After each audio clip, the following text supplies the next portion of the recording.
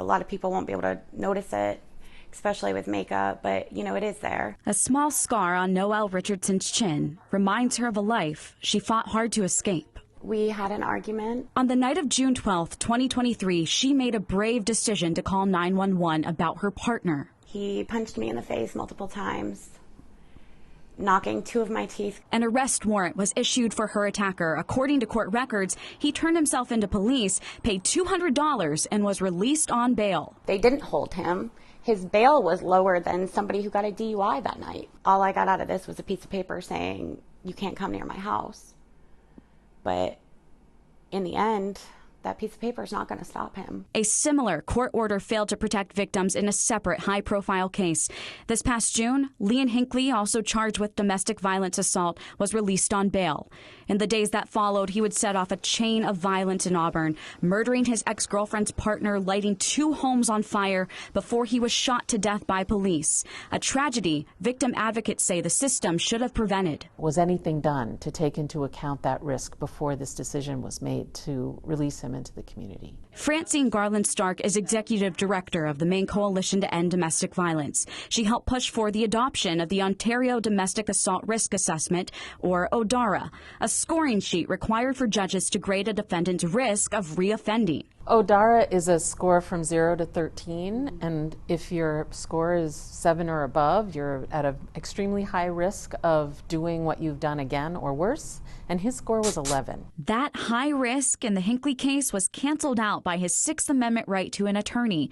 A shortage of public defenders grew 5-fold this summer, according to the ACLU of Maine. They say Hinckley was one of more than 600 people awaiting representation.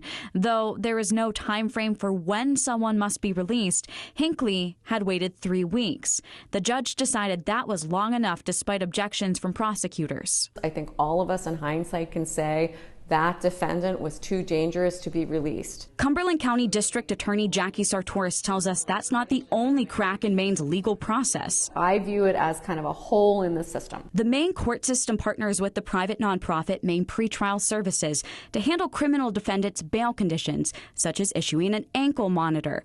But it's all done under the assumption that high-risk individuals like Hinckley would never be released in the first place. When the ODARA score is very high, Maine pretrial will often say this person is too risky for a Maine pretrial contract. What does that mean? Well, that means they're not getting supervision through Maine pretrial. Putting even more pressure back on the judges. We're going to continue, I think, to see the possibility that people are released on bail and they pose a risk to the public. Sartoris believes these cracks in Maine bail code need to be addressed in the next legislative session. One potential option is what's done in Massachusetts. It's called the pure dangerousness provision, and it allows a temporary hold for up to 120 days for defendants who are found to pose a significant danger to the community. Many victims of crime are not seeing the justice they deserve.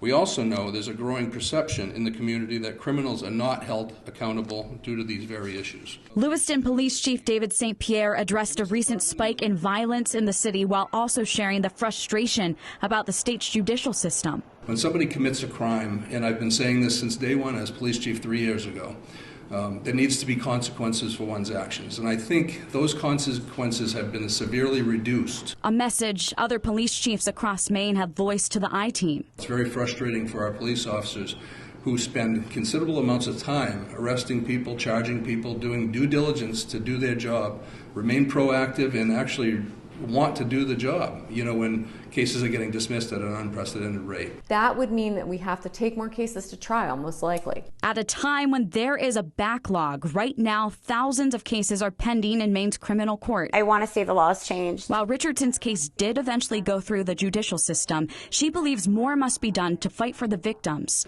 now using her voice to call for change. I will never be quiet.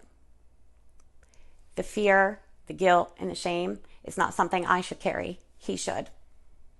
And I will continue to tell my story over and over again, because me speaking out might be the voice that helps somebody else. For the I-Team, I'm Stephanie Grinley.